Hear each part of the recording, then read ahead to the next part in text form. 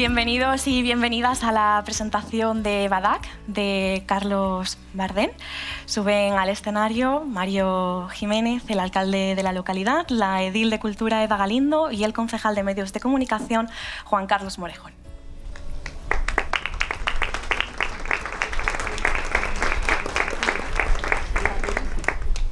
Toma la palabra Eva Galindo. Buenas tardes, bienvenidos. Pues nada, es un placer estar hoy aquí con la presencia de Carlos Bardén, que nos va a deleitar con sus palabras. Espero. Hemos podido charlar con él un ratito y es muy agradable. Y voy a ser breve porque somos mucho para hablar. Simplemente quería darle las gracias por elegir Manilva para publicar su libro y engrandecer un poquito más nuestro municipio, si cabe. Muchas gracias.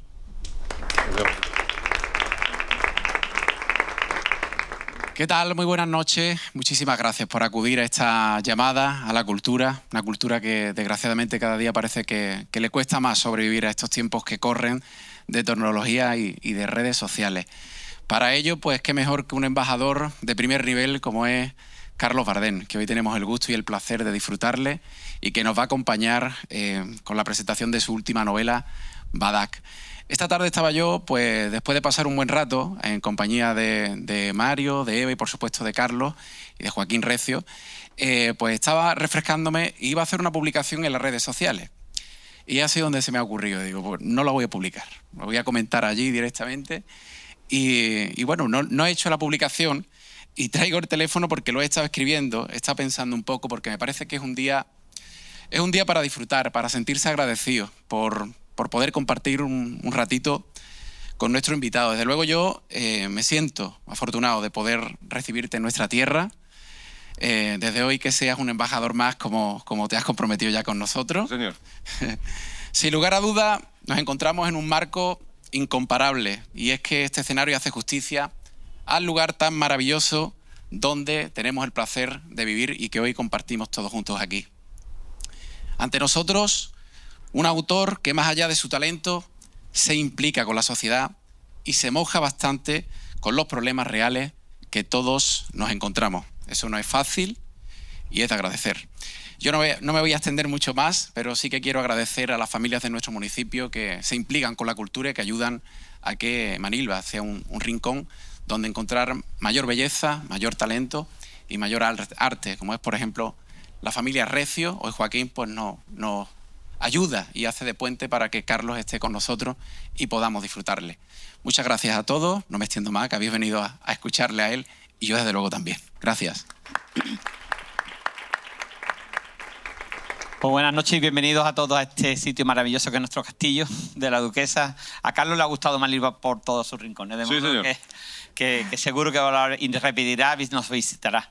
Quien viene aquí nos repite. Muchísimas gracias a todos los que habéis apostado por venir esta noche a pasar un rato de cultura en mayúsculas.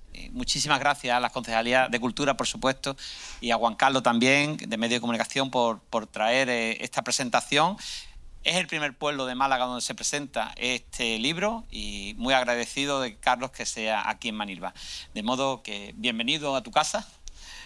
Vamos a disfrutar un rato con vosotros, contigo, de tu enseñanza que nos va a contar de este libro y de tu vida. Y de modo que muchísimas gracias y a disfrutarlo. Venga, muchas gracias. Bueno, tomad asiento. Carlos, si quieres agua. Pondrá si quieres por aquí. Carlos Bardén, bienvenido. Muy bien hallados todos. Buenas tardes. Son las 9 de la noche, pero parece que estamos tomando el sol, ¿verdad? Un poco. Vamos, está genial aquí, está genial, temperatura ideal. Gracias por traer Badak aquí a nuestra localidad. Gracias por acompañarnos esta noche. Badak es una novela basada en hechos reales, en una historia, bueno, pues, que pasó allá por el siglo XVI.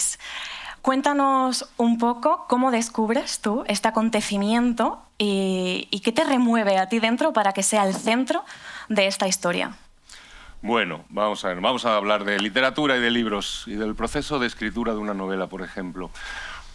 Yo creo firmemente en una frase que es que escribir es una forma más profunda de leer. ¿Qué quiere decir esto? Los novelistas solemos escribir sobre aquello que nos inquieta, que nos preocupa, sobre lo que queremos reflexionar y si de paso conseguimos que alguien más reflexione, pues maravilloso. Entonces yo tenía en la cabeza escribir algo sobre la relación, a mi juicio, y a los hechos me remito, creo errónea, entre la humanidad y lo natural, la naturaleza con mayúsculas, ¿no? Una opción obvia hubiera sido situar la novela en nuestros días, ¿no? Una sociedad basada en el consumismo sin fin, en un planeta de recursos finitos, con lo cual la contabilidad no da. El cambio climático, el calentamiento global, estamos viendo lo de los incendios estos terribles de sexta generación, etcétera, las danas. Pero yo soy por formación licenciado en Historia, mi especialidad es la historia moderna y contemporánea de España. Entonces yo siempre pienso que las cosas se entienden mejor cuando las pones en un ciclo más largo, cuando les das una perspectiva de siglos o de milenios, entendemos las cosas de una manera más clara. Y yo creo que lo que estamos viviendo, el colapso medioambiental que estamos viviendo, es simplemente la aceleración, la decantación de un proceso que está mal de partida, de un proceso que arranca con las mismas bases del pensamiento occidental en concreto, más concretamente. Entonces, quería escribir sobre esto y a la hora de poner esto en un ciclo más largo histórico recordé una anécdota que a mí me impresionó mucho. Yo soy de Madrid y en Madrid, los que conozcáis Madrid, pues sabéis que en la Gran Vía hay una calle que baja de Gran Vía a la Plaza del Carmen que si veis la placa ves un rinoceronte muy parecido al de mi portada. Esta calle se llama la calle de la Abada. Abada es una palabra portuguesa. Los portugueses en sus expansiones coloniales, imperialistas, fueron los primeros que entraron en contacto con África y Asia de los países de Europa Occidental y por tanto son los primeros que entran en contacto con animales como elefantes, rinocerontes, los grandes animales de África y Asia. En concreto, Abada, como digo, es una palabra portuguesa que viene de la palabra indonesia badak, que es el título de mi novela. Badak es rinoceronte en javanés, en indonesio. Y esta calle de Madrid, que se llama la calle de la Abada, se llama así porque en 1583 apareció, no se sabe muy bien, no está muy claro cómo llega hasta allí. Unos dicen que es un regalo de un gobernador de unas islas de Indonesia al rey Felipe II, otros dicen que lo traen desde la corte de Lisboa unos feriantes portugueses. Yo, como es una novela, me permito mezclar un poco las dos teorías y crear una narración acerca de eso. Y entonces tomo este hecho histórico cierto, que es la llegada de este animal al Madrid de Felipe II, 1583, y cómo, pues, en principio viene como una especie de presente, de regalo para el rey, pero luego nadie sabe muy bien qué hacer con este pobre animal y acaba encerrado en un corral que levantan contra la tapia de un convento, el convento de San Martín, y allí pues había como un tabladillo con telas y entonces pues tú pagabas unos maravedís, 3 o 4 maravedís y te enseñaban al monstruo. Y entonces pues estaba allí para diversión y espanto de los habitantes de la villa y corte. Allí estuvo el animal unos meses. No voy a hacer spoiler, pero bueno, es fácil suponer que no tuvo un final muy Disney. Y entonces yo tomo la historia real de este animal y en torno al viaje, a la captura, viaje y lo que pasa en Madrid con este animal, construyo esta novela histórica, novela de aventuras, pero también fábula, que me permite, como digo, reflexionar desde un ciclo más largo con la relación entre el hombre y la naturaleza y darle voz, que creo que esa es una de las peculiaridades de esta novela, le doy voz a la naturaleza. Las dos decisiones más importantes, o las dos primeras decisiones que tiene que tomar cualquiera que escriba una novela es ¿qué voy a contar? Y la segunda es ¿quién lo va a contar? Entonces yo empecé a escribir la novela y quizá de una manera más, una narrativa más tradicional, pues es una novela muy coral, hay muchos personajes humanos, cada uno te va a dar su versión de lo que sucede. Pero mientras escribía se me fue imponiendo una idea muy clara. Digo, pero aquí me falta una voz, me falta la voz de la naturaleza. Entonces, a la manera de las antiguas fábulas, no es que la rinoceronte hable, porque no habla, pero sí las lectoras, los lectores vais a poder leer lo que piensa la rinoceronte. La rinoceronte piensa, y es la voz de la naturaleza. Y entonces la rinoceronte, en su contacto con los humanos, a los que ella bautiza los monos sin pelo, pues pasa por una serie de estados que van desde el asombro inicial al estupor, al pavor, a la incomprensión, al terror. porque no entiende qué hacen los monos sin pelo, no entienden por qué los monos sin pelo se matan por codicia, se matan por abstracciones, como puede ser un dios, una religión. Se matan entre ellos de una manera inmisericorde. En este sentido estaba hablando antes con Ana una cosa. Yo soy licenciado en Historia, me gusta mucho la novela histórica, pero no me interesa la novela histórica que es un gabinete de curiosidades. Quiero decir, cómo comían los romanos y cómo follaban los romanos y todas estas cosas que son... A mí eso no me interesa demasiado. A mí me interesa la novela histórica que sirve para reflexionar sobre lo que nos pasa hoy. Para explicar que lo que nos pasa hoy viene de antes. En este caso yo lo que hago es aprovechar este truco narrativo de que el rinoceronte piense para darle voz a la naturaleza. ¿Y la voz de la naturaleza cuál es? Es una voz... Tú me preguntabas, ¿cómo te metes en la cabeza de un rinoceronte? Bueno, pues como te metes en la cabeza de cualquier personaje. Lo que pasa es que los personajes de todas las novelas son envoltorios de ideas. Entonces, tienes que decidir qué ideas va a representar ese personaje. La rinoceronta para mí, insisto, es la voz de la naturaleza y desde ese punto de vista es una voz de sentido común aplastante. Y es una voz de una pureza primigenia. Es una voz de alguien que entiende que es un engranaje en algo muchísimo más grande que ella. Que ella es una pieza funcional al entorno en el que vive. Que ella vive de la muerte de otros y que ella, su muerte, servirá para que otros se alimenten de ella. Que ella tiene una función que es dar vida, perpetuar su especie. Tú me decías que te divertía mucho, que hablo mucho de las deposiciones de la rinoceronte. Sí, y de los olores. Bueno. Yo, mi casa olía a rinoceronte. No sé a qué huele un rinoceronte. Huele muy fuerte. Pero olía. Bueno, pues todo el que haya tenido contacto, aquí habrá gente que haya tenido contacto con animales en el campo. Todos sabemos que las heces de los animales tienen muchas funciones. Son fertilizantes, son un medio de comunicación entre los mismos animales. Te dicen el estado de salud de un animal. Entonces, lo que yo quería con Badak era explicar, desde mi punto de vista, cuál es el gran pecado del ser humano con la naturaleza.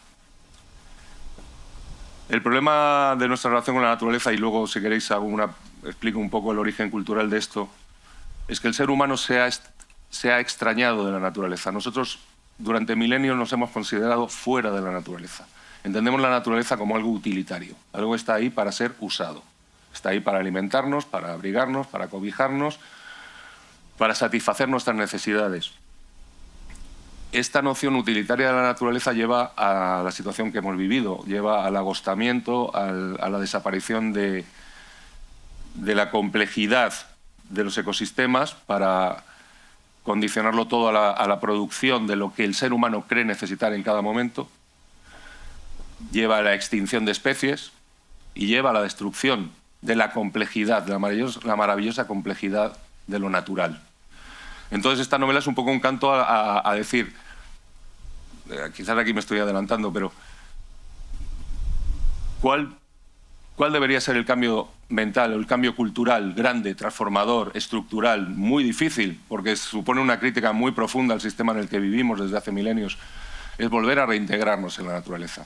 No considerarnos ni por encima ni fuera de la naturaleza, sino entender que somos una parte de la naturaleza y que si no funcionamos en armonía con ella, la misma naturaleza nos va a expulsar, que es lo que está pasando ya en sitios del planeta donde por las temperaturas ya casi es imposible vivir, está generándose refugiados climáticos, es lo que está pasando ya con el calentamiento del Mediterráneo y las Danas, es lo que está pasando con los incendios que están arrasando medio país.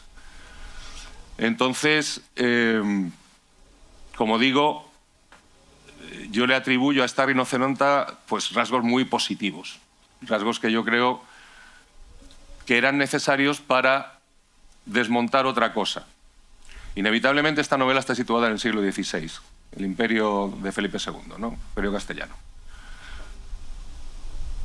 Y me pasaba una cosa muy curiosa, que cuando veía cuáles eran los mecanismos del colonialismo imperial entre los seres humanos, son exactamente los mismos que hemos aplicado siempre a la naturaleza.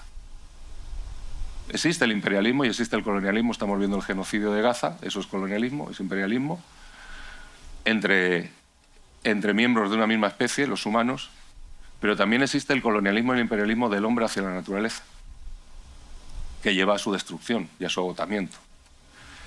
Entonces, como digo, Badak es un intento de reflexionar sobre esto y de decir, tenemos que cambiar nuestra mentalidad hacia lo natural, tenemos que reintegrarnos en ello. ¿Y cómo se puede hacer eso? Ahí, si queréis, vamos a las razones culturales de todo este desmadre. Lo natural lo hemos excluido culturalmente desde el principio de los tiempos del debate de lo ético y de lo moral. ¿Qué quiere decir esto? Nunca le hemos pedido responsabilidad a la naturaleza, no la hacemos responsable de nada de lo que hace, pero tampoco le otorgamos ningún derecho. Está excluida de ese debate. La recuperación de lo natural y la protección del medio ambiente tiene que pasar por una reintegración de la naturaleza en el debate ético, moral y jurídico. ¿Qué quiere decir esto? Otorgarle personalidad jurídica a mares, a ríos, a selvas, a bosques, y que quien destruya eso tenga que afrontar las consecuencias. Entonces, Badak, como digo, es una novela que intenta reflexionar sobre esto, que, como digo, tiene unas raíces culturales muy interesantes. Si vosotros recordáis el Génesis, yo no es que sea muy lector del Génesis, pero vamos, pero los primeros versículos 20 a 25 creo que es cuando habla Dios, que como todos sabemos, Dios no es el hombre hablando por boca de Dios, de los dioses que inventa, y dice y consagra que el ser humano dominará sobre todo lo que nade en las aguas, vuele en los cielos o camine sobre la tierra. Ya ahí nos estamos poniendo en un sitio superior al resto de los seres que habitan el planeta. Luego llega Aristóteles. Aristóteles es la madre del cordero de todo este asunto. Aristóteles consagra la dicotomía en la que se ha basado todo el modelo global capitalista y todo lo que nosotros vivimos hoy en día. ¿Qué quiere decir esto? Quiere decir que Aristóteles consagra una dicotomía fundamental. Lo que tiene alma razona. La razón es el alma. Lo que tiene instinto, cuerpo, no tiene alma. Luego es una existencia inferior. El ser humano es un ser superior porque tiene alma, porque razona. El animal es una máquina instintiva y por tanto no razona y es una existencia inferior. Esto luego llega a Santo Tomás de Aquino y le da un barniz teológico y adjudica esta distribución de valores y de existencias por designio de Dios. Y luego llega Descartes, que todos sabemos el famoso latinajo este de cogito ergo sum, pienso luego existo, que viene a consagrar esto, que viene si piensas luego existes, si no piensas no existes, o si existes, existes de una manera inferior. Poner algo en inferioridad es lo que se hace siempre, y ahí entramos en la otra parte de la novela, la parte imperial. Poner algo en inferioridad cultural, moral, biológica, si eres racista, es el paso previo a conquistarlo, a depredarlo, a saquearlo o a exterminarlo. Todas las empresas de conquista siempre se han basado en que los otros, los que van a ser conquistados, los que van a ser saqueados, son inferiores a nosotros porque son salvajes, porque son ateos, no profesan la fe correcta, o ya a partir del siglo XIX por argumentos abiertamente racistas, porque son una raza inferior, entonces les vamos a llevar la civilización. Esto, como digo, se replica exactamente igual en nuestra relación con la naturaleza. Qué peligroso es no dejar existir, Carlos. Seguimos hablando de esto en pleno siglo XXI. La novela a mí me ha removido muchísimo porque es que no podía dejar de pensar en los incendios que estamos viviendo en la península, bueno, y en toda Europa. En Gaza, cuando se trata, evidentemente, el tema de la Inquisición, cuando se habla de los libros, de la quema de los libros, y que seguimos hablando de censura. En muchos casos vivimos en la cultura de la cancelación y quería reflexionar sobre eso contigo, en no dejar existir. Bueno, es que si quieres retomamos un poco el tema de las conquistas imperiales. Cuando las conquistas, los procesos de conquista, desde, no sé, las falanges macedónicas, las legiones romanas, las cruzadas, que era un intento de controlar las vías del comercio de la ruta de la seda de Asia Menor, la conquista de América por los castellanos, el imperio francés, el imperio inglés. la invasión de Irak por los americanos o lo que está pasando hoy en Gaza. Todas las conquistas son, me gusta definirlo siempre, decir, son socializaciones a gran escala del saqueo. ¿Por qué a gran escala? Porque intervienen un gran número de personas. Hay un gran número de saqueadores y hay un gran número de saqueados. Luego el ser humano tiene una fastidiosa costumbre, que es que cuando llegan a tu casa a esclavizarte o a robarte, pues tiendes a defenderte. Entonces lo siguiente es la generalización del asesinato, y eso es el genocidio. Entonces, vivimos en una época en la que sorprendentemente, y con lo de Gaza lo estamos viendo, hay una multitud de voces que justifican esta atrocidad. Hay un libro maravilloso que no tiene nada que ver con el mío, pero es un libro maravilloso, que os recomiendo que leáis, de un escritor egipcio-americano que se llama Omar El-Akkad. El libro es muy curioso porque tiene un título que es muy largo, y entonces, pero está dividido tipográficamente en dos colores. Entonces en negro pone algún día, y sigue en negro abajo, todo el mundo habrá querido estar en contra de esto. Se refiere al tema de Gaza, ¿no? Y en medio, entre esas dos frases, se completa el título y es: algún día, cuando no tenga ningún coste para nadie y no sea un peligro decirlo, todo el mundo habrá querido estar en contra de esto. Es muy interesante este libro porque ahonda en algo. Nosotros inevitablemente estemos más o menos informados, estamos dentro de una narrativa occidental. Entonces, ¿por qué traigo este tema a colación? Porque él hace una cosa muy con la que yo estoy de acuerdo. Históricamente, en cualquier proceso colonial, cuando alguien se resiste, o es un salvaje o es un terrorista. Siempre nuestros gloriosos soldados van a llevar el desarrollo, la cultura, la ciencia, la fe verdadera, y el que se resiste a ser conquistado pasa a ser tachado inmediatamente de terrorista o antes de salvaje, cuando no existía tan claramente la noción de terrorista. Entonces yo creo que es importante leer autores que cuestionan la narrativa que nos meten en vena todos los días por la prensa, por los telediarios, oír la voz de los que son conquistados, oír la voz de los que están siendo exterminados. Y tratar es imposible porque no podemos ponernos en su lugar, pero tratar de entender un poco lo que ellos... Y entonces, volviendo a lo que decía antes, quizá por mi formación como historiador, otra cosa que tengo muy clara es que la historia no existe. La historia es una narrativa siempre. Entonces, existen los hechos históricos. Y la historia luego se escribe. Después de que ha pasado todo, llega alguien y escribe la historia. Normalmente la historia la escriben los vencedores, eso ya lo sabemos. Y normalmente la historia se escribe siempre con una voluntad exculpatoria. Y es cuando se empiezan a romantizar las cosas y a decir que bueno, que no estuvo tan mal. Aquí, de la mano de la ultraderecha y de la derecha ultra, pues yo es que me pierdo ahí ya en esto del extremo centro, el centro extremo y estas cosas, se está recuperando mucho una narrativa neoimperial, que viene a decir que bueno, nosotros allí, bueno, menos mal que les caímos nosotros a estos señores y no les cayeron otros, y que qué maravilla que les llevamos el castellano.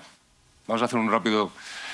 Porque este libro, claro, en este libro hay dos personajes muy importantes dentro de la galería. Uno es la hembra de rinoceronte y la otra es una mujer.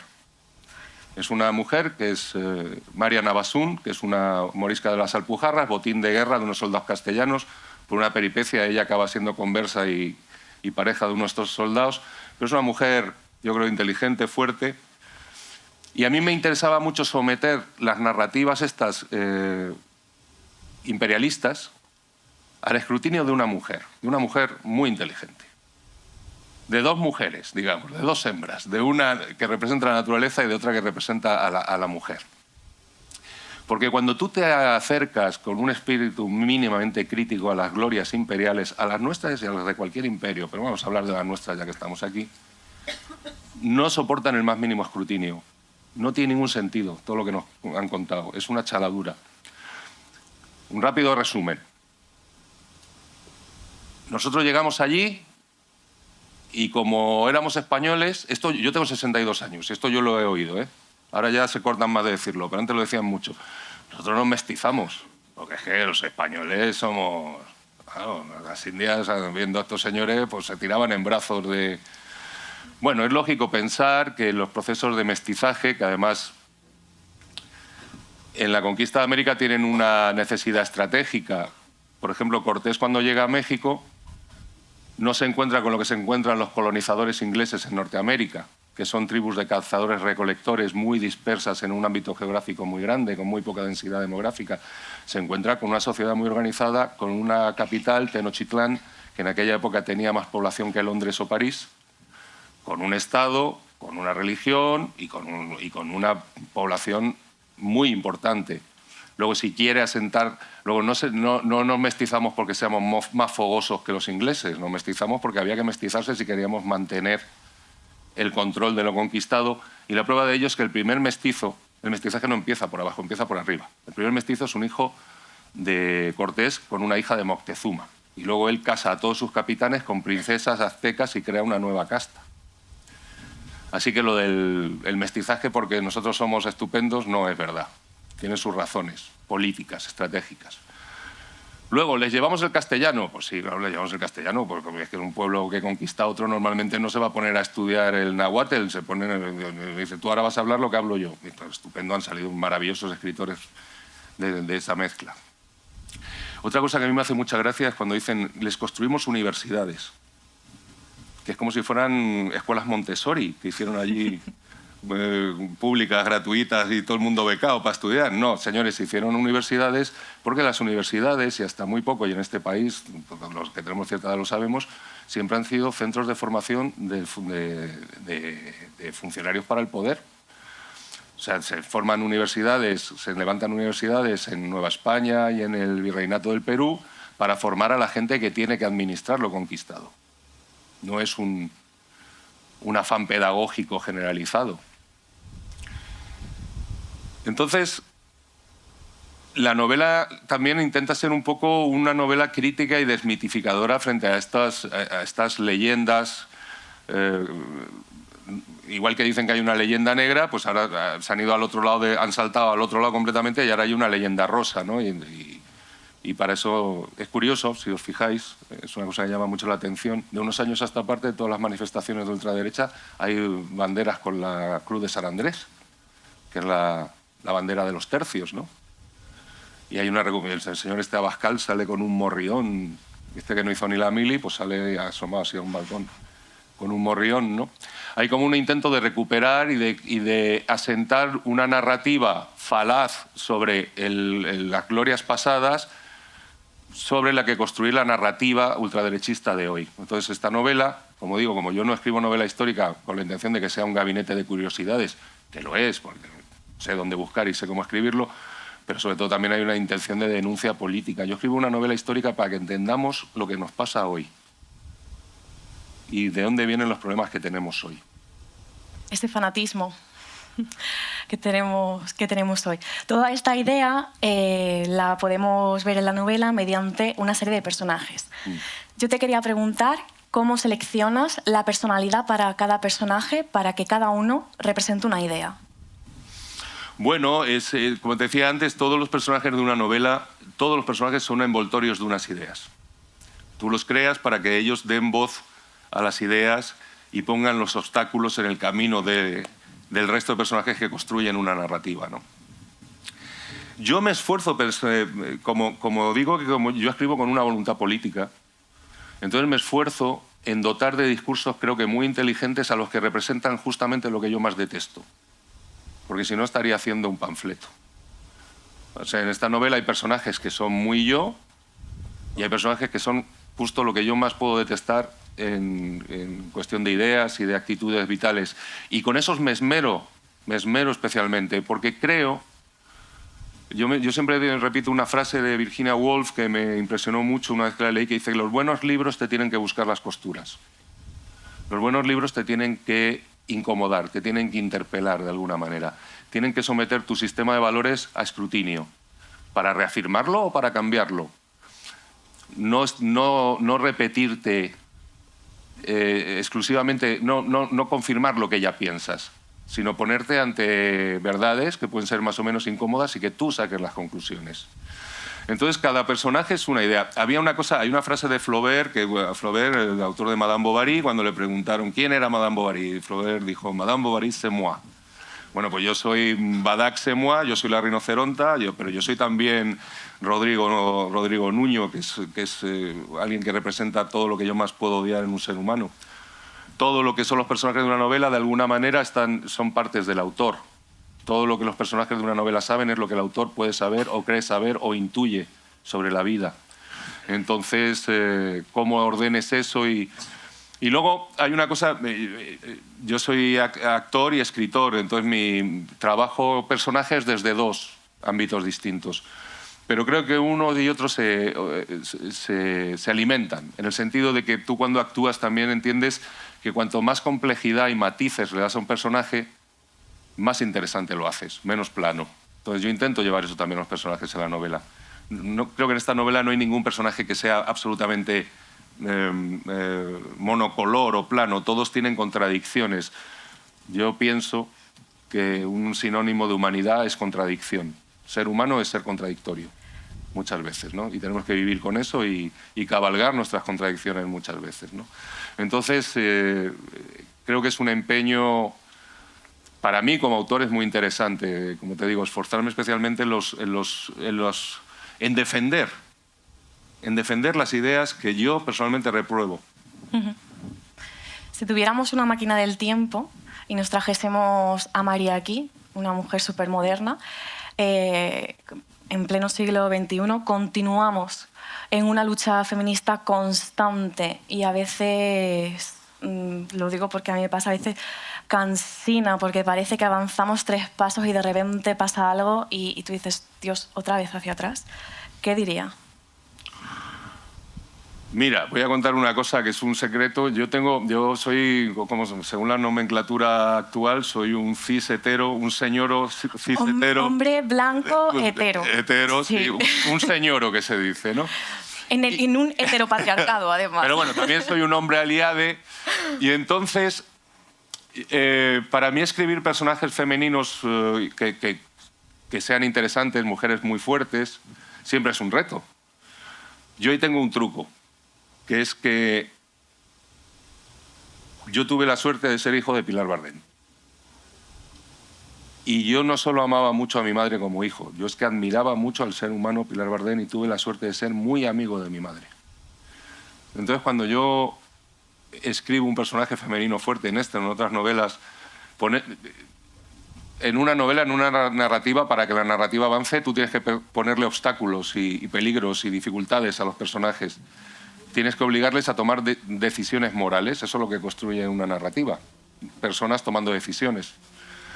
Entonces, yo siempre que me veía ante la duda de qué haría aquí María, digo, ¿qué haría aquí mi madre? ¿Qué diría mi madre? Y bueno, y me sale, ¿no? Entonces, ¿hay un poquito de tu madre en cada personaje femenino? Sí. Sí, de mi madre y de mi compañera, de mujeres maravillosas que conozco. Y luego yo soy de los que piensa que el feminismo ha hecho avances enormes en este país y en el mundo en general, y por eso es objeto ahora de los ataques que es. Porque yo creo que una de las grandes barreras al triunfo del fascismo, en concreto en este país, son las mujeres. Y por eso el feminismo está siendo objeto cada vez más de ataques furibundos, porque es a lo que más temen. Tenemos varios temas que están en el objetivo de mira de muchísimas ideologías extremistas. La naturaleza también. Badak, por ejemplo, con los problemas que estamos teniendo hoy en día, con estas ciudades de hormigón que tenemos, cuando se va a Madrid busca horizonte y no lo encuentra. ¿Tú tienes esperanza por un cambio, por ese cambio estructural del que has hablado al principio? También sobre el feminismo, el imperialismo, el fanatismo religioso. Vamos a ver, yo me resisto siempre al pesimismo. Yo creo que el pesimismo es reaccionario, porque si tú piensas que nada tiene solución, dejas de hacer cosas, dejas de actuar. No se puede hacer nada, pues ¿para qué me voy a molestar? Yo creo que el optimismo siempre es revolucionario. Es verdad que vivimos tiempos donde es muy difícil encontrar razones para ser optimistas, pero las hay. Las hay. Y hay que potenciarlas, y hay que alimentarlas, y hay que reforzarlas. En el caso del medio ambiente, con todos los desastres que estamos viendo, es también cierto... Esta novela está dedicada a mis sobrinos, a Leo y a Luna, a los hijos de Javier y Penélope. Y está dedicada no por un simple amor de tío, sino porque son unos niños muy listos, muy inteligentes, y yo hablando con ellos me he dado cuenta que ya traen otro mundo en la cabeza. Las generaciones más jóvenes en el tema medioambiental vienen con una conciencia que yo espero que haga que no caigan en los errores que nosotros hemos caído, que no permitan lo que nosotros hemos permitido muchas veces. Sí. Y yo creo que eso es un motivo de esperanza. Luego hay una cosa, estamos viviendo atrocidades. Es la primera vez que vemos en tiempo real, 4K, un genocidio. Eso no se había dado nunca. Genocidio sí, pero retransmitido en tiempo real, no. Y es muy difícil. Supongo que todos, si estáis aquí para oír hablar de un libro, es que sois buenas personas. Eso es así. Entonces todos sufrimos con estas cosas. Es muy difícil ser optimista. Yo creo que también hay que entender, a mí me ayuda a entender que la historia no es una flecha de progreso lineal, eso es una falacia. La historia es dialéctica. Y la historia es siempre una lucha entre lo atroz del ser humano y lo más solidario del ser humano. Y por épocas se imponen más una parte de esa humanidad y en otras épocas se impone otra. Por ejemplo, un ejemplo que todos conocemos, el de la Declaración de Derechos Humanos de 1949, surge como una reacción del mundo al horror de Auschwitz y de los campos de concentración nazi y a la carnicería de la Segunda Guerra Mundial. Yo quiero pensar que en la dialéctica en la que estamos ahora hay mucha gente que no se rinde, hay mucha gente que no se calla y hay mucha gente que va a hacer que el lado bueno de la humanidad prevalezca finalmente. Si no totalmente, porque eso es una utopía, sí parcialmente. Pero entender que el mundo es eso, el mundo es avance y retroceso todo el tiempo, es lo que decías del feminismo. Hombre, mi madre no se podía abrir una cuenta en un banco. Ahora parecería inconcebible que tú tuvieras que pedirle permiso a un hombre para abrirte una cuenta en un banco. Completamente impensable. Eso es un avance objetivo. Uh-huh. Lo que no podemos o no deberíamos permitir es que haya retrocesos en esta cosa. Pero creo que lo que ayuda, si no a ser optimistas, sí realista, pero con objetivos, es entender eso, es entender que la vida es esto, la vida es dialéctica, es lucha, es combatir atrocidades. Y que en nosotros está el seguir haciéndolo cada uno en el ámbito que pueda, alcanzando, yo creo mucho en esa teoría de las piedras en el estanque. Tú tiras una piedrecita y hace ondas, y las ondas cada vez hacen más ondas y son más amplias. Yo creo que si hay una razón para ser optimista es que yo sigo pensando que hay una enorme mayoría de buenas personas en el mundo. Yo creo que hoy en día lo más revolucionario que hay, aparte, lo hablábamos en la comida, aparte de abrir un libro, algo tan sencillo como decir me voy a desconectar de la toxicidad, la viralidad, de la sobreinformación que se está convirtiendo en desinformación sistemática y voy a darme un tiempo para mí para leer, eso es un acto bastante revolucionario hoy en día. Creo que la revolución profunda vendrá a entender que lo más revolucionario que hay hoy en día es la bondad, ser una buena persona. Y que es un arma muy poderosa y que no debemos renunciar nunca a ella. Retomando el tema de las nuevas generaciones, has hablado de tus sobrinos, a las nuevas generaciones se les llama la generación de cristal, porque parece que es feo que las cosas no nos afecten, ¿no? Pero claro, para actuar, para revolucionar, las cosas nos tienen que doler, nos tienen que afectar, nos tienen que remover. Has hablado de la desconexión, quería hablar también de este tema, porque en un mundo, en un momento en el que estamos constantemente informados, porque además nos preocupamos, ¿cómo desconectas en el sentido de en una persona tan involucrada como tú, cuando llegas a ese punto de sobreinformación, cuando tú dices que se te va de las manos, ¿cómo controlas? ¿Cómo llegas, a lo mejor es un poco dramático lo que voy a decir, ¿no? Pero ¿cómo llegas a ser feliz con todo lo que nos rodea? Hablando siempre de la esperanza, porque somos optimistas. Esto es como la receta de un sopicaldo, pues cada uno tendrá su manera de... Pero insisto, yo creo que la felicidad, y en los momentos de duda y de desesperación, la felicidad la tienes que encontrar en la gente que te rodea. Y creo que ayuda, a mí personalmente me ayuda a vivir hacia afuera, vivir hacia los demás. Proyectar hacia afuera. Claro, o sea, intentar contribuir a hacer algo, siquiera denunciar las cosas que están mal, ¿no? Yo creo que hay una cosa que en mi caso es así. Yo con lo que me voy a ir a la cama de aquí a que me muera es con mi conciencia. Entonces a mí me da paz pensar, ¿has hecho algo hoy, algo positivo para alguien, aparte de ti mismo? Y si llego a la conclusión de que sí, pues ese día duermo bien, duermo mejor y me voy más contento. Sí. Carlos, para ir terminando, yo te quiero hacer una pregunta que, por curiosidad, y es, entre tantos proyectos, ¿en qué momentos escribes? ¿En qué momentos te documentas para poder crear? ¿Y cómo lo gestionas todo? ¿Y en qué andas ahora mismo, si se puede contar?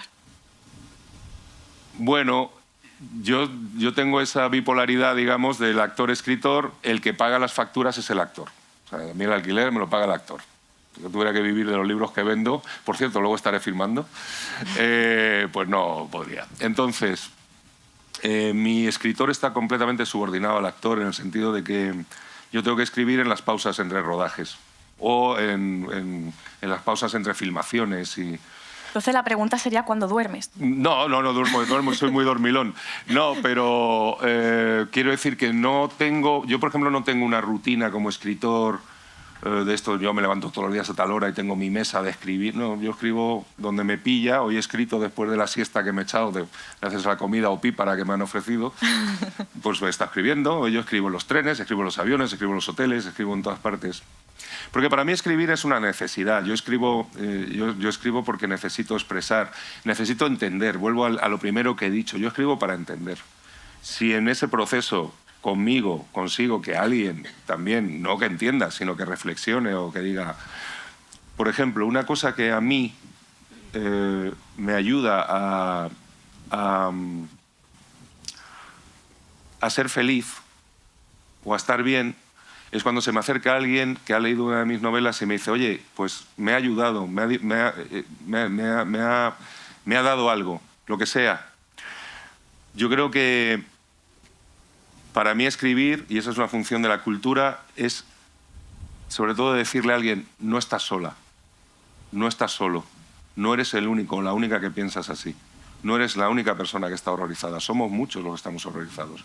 Somos la mayoría los que estamos horrorizados. Es una forma de tender la mano, ¿no? Es una forma de tender la mano.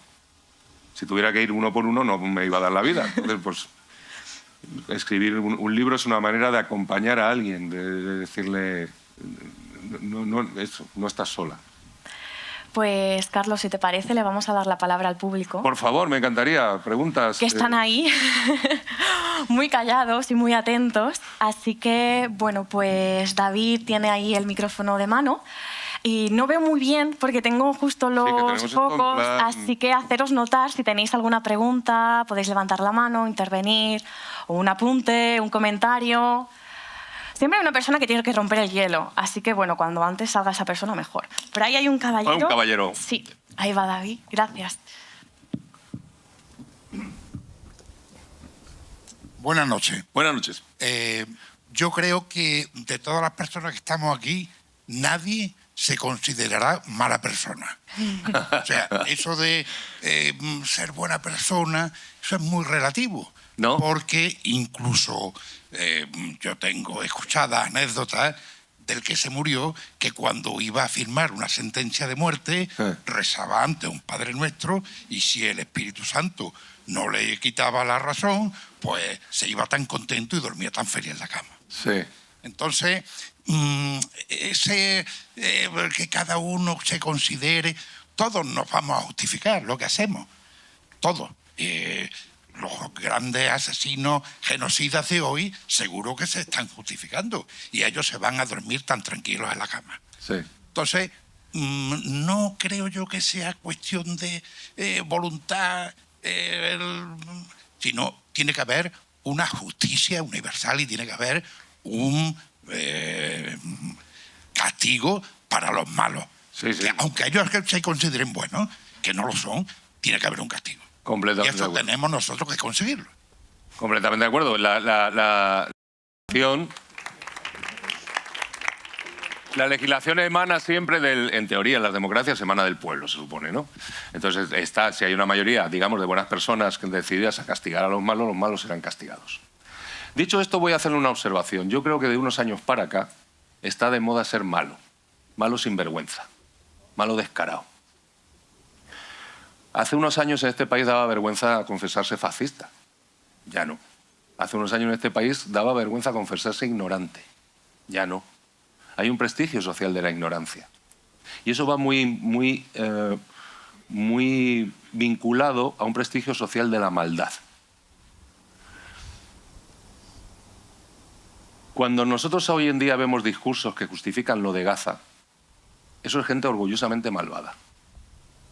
Cuando nosotros hoy en día vemos youtubers, chavales de 20 años, diciendo orgullosamente a otros como ellos que no hay que pagar impuestos y que por eso se van a Andorra para que no les roben, eso es ser orgullosamente malvado. Isaac Asimov dijo una cosa en los años ya 70 que yo creo que es un poco la madre del cordero de toda esta situación, del malismo. Vivimos Mauro Entrialgo, que es un escritor muy ingenioso, acuñó el término malismo. La gente de derechas normalmente a la gente progresista nos llaman buenistas, como insulto. Ah, que estos son unos buenistas. Bueno, si yo soy un buenista, ¿usted qué es? Entonces usted es un malista, ¿no? Asimov decía en los años 70 que el fin de las democracias llegaría de la mano del prestigio de la ignorancia. Del momento en el que se diga abiertamente y sin complejos, mi ignorancia vale tanto como tu conocimiento. Esa es la sociedad que vivimos hoy en día. Llega un fulano y llega un científico, 2000 científicos, y le explican el calentamiento global y dicen, no, porque a mí no, aquí en verano siempre ha hecho calor. Y le ponen un micrófono a uno y le ponen un micrófono al otro. Y a caballo de ese prestigio social de la ignorancia es como cabalga la extrema derecha en el mundo ahora. Entonces yo sí creo que vivimos una época en la que hay mucha gente que sin ningún tipo de complejo se confesaría mala. Si no mala, sí egoísta. Y eso es una diferencia fundamental con otros tiempos de nuestras sociedades. Y es una cosa en la que tenemos que tener especial vigilancia, sobre todo la gente más joven, en cómo les están colando esos mensajes de insolidaridad, de desmontar cualquier vínculo común, del individualismo llevado al último extremo, de racismo. Fíjate que, por ejemplo, el tema de la inmigración, que es el gran caballo de Troya ahora de las ultraderechas, este ataque feroz a los inmigrantes, ¿hasta qué punto se han quitado la careta? Porque hay un discurso intermedio respecto a la inmigración que yo también rechazo y proviene muchas veces de la izquierda, que es el justificativo. Es que nos hacen falta. Si no, ¿quién va a coger la fresa a los invernaderos? ¿O quién va a salir a pescar? ¿O quién va a pagar las pensiones? Eso está mal. Usted está defendiendo un utilitarismo de otros seres humanos. La inmigración habría que defenderla simplemente por el concepto, esto es una cosa que me gusta, el concepto de la ¿cómo se llama? Hospitalidad universal kantiana. Kant, siglo XVIII. Él dijo que todos los seres humanos habitamos el mismo planeta y que, por tanto, todos los seres humanos somos ciudadanos de un solo planeta y deberíamos ser universalmente hospitalarios con otros seres humanos, independientemente si no son útiles para recoger fresas o para pagar pensiones. Simplemente por el hecho de ser personas deberíamos acogerlos. Pero hay una gran parte de la población que está abrazando discursos abiertamente malistas, malvados, de criminalizar a personas. De criminalizar a personas por el tono de su piel. Pues desde mi punto de vista, y con perdón, hay que ser muy mala persona para eso. Y lo hacen sin complejos. Yo creo que ese es el problema, es uno de los problemas principales culturales de nuestra época, que hay un prestigio social de la ignorancia y de la maldad. Yo creo que se nos ha colado por una rendija una cosa muy peligrosa, que es eso de que todas las opiniones son respetables. Y eso no es verdad. Todas las personas son respetables. Y todas las personas tienen derecho a decir lo que quieran decir, incluso la mayor de las barbaridades. Pero deberíamos tener todos el derecho de desmontar esas barbaridades y de combatirlas. Y de decirle, lo que usted está expresando no es respetable. No es respetable ser racista, no es respetable ser homófobo, no es respetable ser machista. Entonces, con eso, no, es que es mi opinión. Bueno, pues que lo que usted opina es una mierda. Entonces... Y eso, deberíamos poner pie en pared con eso, porque creo que ahí hemos sido muy blandos, muy buenos también, quizás, y empezar a poner pie en pared con eso. Muy buenistas y empezar a poner... No, a mí me hace mucha gracia eso del progre, a mí me lo llaman constantemente en redes sociales, estas cosas, el progre, y digo, bueno, pues yo soy progre, pues sí, y si yo soy progre y usted lo contrario, ¿usted qué es? Retra. Entonces, hay que darles batalla a esta gente, hay que darles batalla cultural, porque la están ganando. La están ganando porque a veces, pues eso, bueno, no sé qué, no, pues bueno. Porque ahora es revolucionario, Claro. ser extremista. Sí, ahora lo punky es ser facha, claro. Sí. ¿Alguna mano por ahí? Ay, Laura. Es que perdonad, pero no vemos nada, ¿eh? Es que estamos aquí como de interrogatorio. Pues soy miope, además, y no llevo las gafas, así que imagínate. Buenas noches a todos y gracias, Carlos, por el ratito que nos ha hecho pasar. Ha sido muy interesante. Yo considero que personas como usted, en este caso, que tiene un altavoz potente, es necesario que se moje. Y creo que en este caso usted lo hace. A mí me gustaría saber cómo le repercute el ser libre, el dar tu opinión con respecto a tu carrera, tanto como actor como escritor. Si realmente te has encontrado algunas barreras, si te has encontrado alguna censura, si te han dicho de que ese papel no lo hace por tu forma de pensar. Me gustaría saber si esos casos se han dado. Gracias. Bueno, pues siempre hay algún peaje, sí. Pero a mí no me gusta hablar de eso porque no me gusta victimizarme. Yo creo que hago lo que tengo que hacer. Entonces, bueno, yo antes que escritor y antes que actor, antes que mi profesión, soy persona, soy ser humano y soy ciudadano. Entonces, sí, siempre hay cosas que no... Hay cosas... A mí nunca me van a llamar para anunciar cosas, por ejemplo. Eso está claro. Pero bueno, vives con ello. Pero es que si no... Ahora, yo siempre hago un distingo. Nos cuelan por cultura cosas que no es cultura. La cultura o es contestatoria y crítica o no es. Una cosa es el entretenimiento. Hoy viene a divertirse con las hormigas Adolfo Hitler. Es un sano entretenimiento familiar. Eso no tiene ideología. O novelas que... Mira, por ejemplo, mi novela anterior, Abadá, que es una novela negra muy peculiar, El asesino inconformista, es un asesino de políticos corruptos que está preparando el asesino de una política sospechosamente parecida a Rita Barberá. ¿Sospechosamente? Sí. Entonces, es una novela muy singular porque el protagonista es un asesino y porque nadie quiere atraparlo. Y si hay policías en la novela, no están para atrapar al asesino, están para proteger al asesino. Por eso el asesino funciona al sistema. El asesino que elimina piezas defectuosas del sistema por encargo de otros corruptos. Con esto yo quería hacer... A mí me gusta... Yo soy revoltoso de por sí. Entonces me gustaba hacer algo contra la novela policíaca. En España se suele confundir novela negra y novela policíaca. La novela negra siempre es una novela... La buena novela negra siempre es política, siempre es social, siempre es el retrato de la corrupción de una sociedad. Pero aquí nos cuelan mucho novela policíaca. Aquí hay una novela policíaca que yo siempre pongo este ejemplo, que seguro que algunos habéis leído y hacen muchas series de ellas. Aparece un niño o una niña muerto, un crimen horroroso. Desde hace un tiempo esta parte está de moda que sea en un bosque húmedo. Y entonces, bueno, un crimen súper escabroso, y han arrancado las uñas, bueno, cualquier barbaridad. Y entonces aparece una mujer policía, preferiblemente de un cuerpo foral, o sea, la China o cosas de estas. Mujer ya madura que viene arrastrando un trauma pasado y que mientras investiga y captura al asesino, tiene un tórrido romance con su ayudante masculino más joven.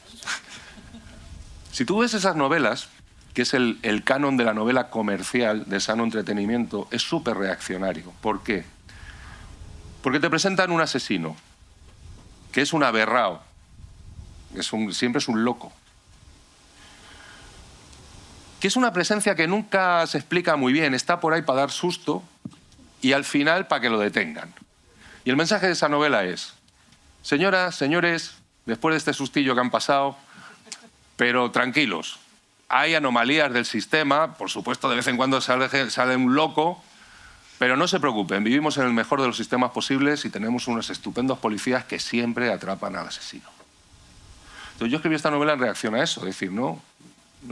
El crimen, la mayoría del crimen, por supuesto que hay crímenes que rozan lo patológico, lo neurológico, la enfermedad mental y las psicopatías extremas y todas estas cosas, pero la gran mayoría de los crímenes tienen causas muy políticas y muy sociales siempre. Y muchos están vinculados, en el caso de las tramas de corrupción de este país, pues solo en Gürtel ya sabemos todos que van 14 que se murieron de maneras muy oportunas, ¿no?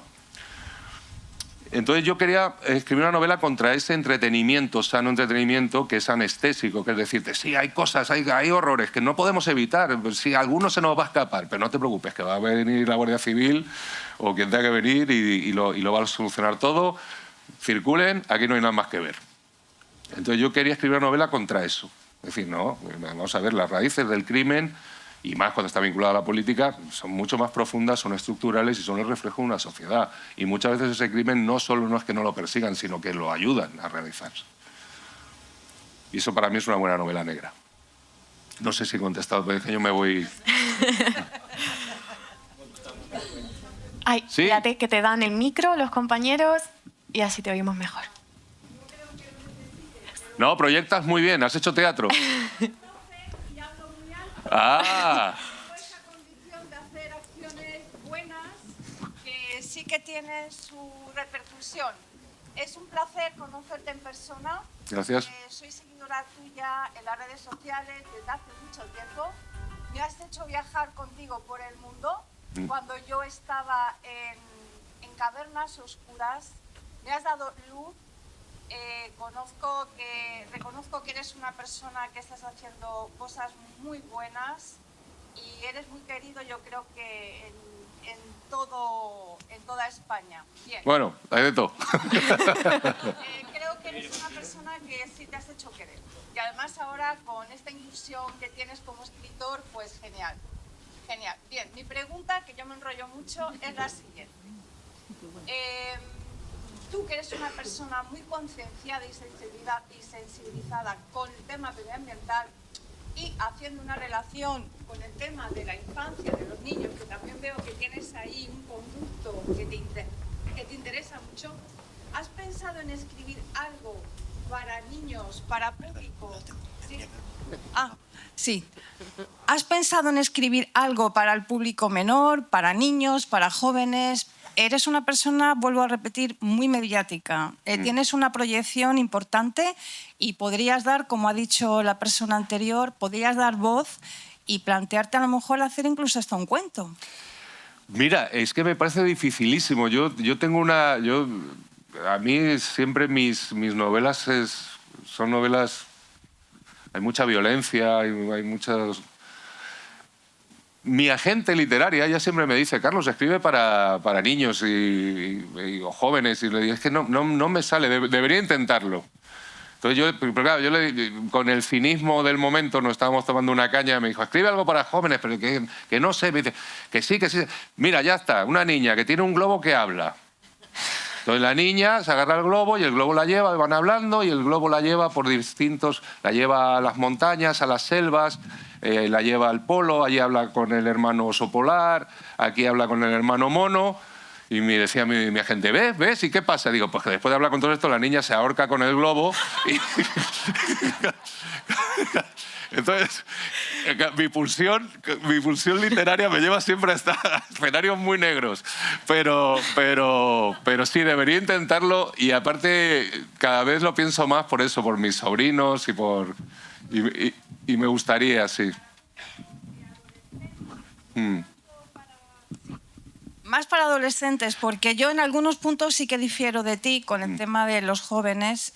No hay realmente una concienciación medioambiental tan clara como tú ves.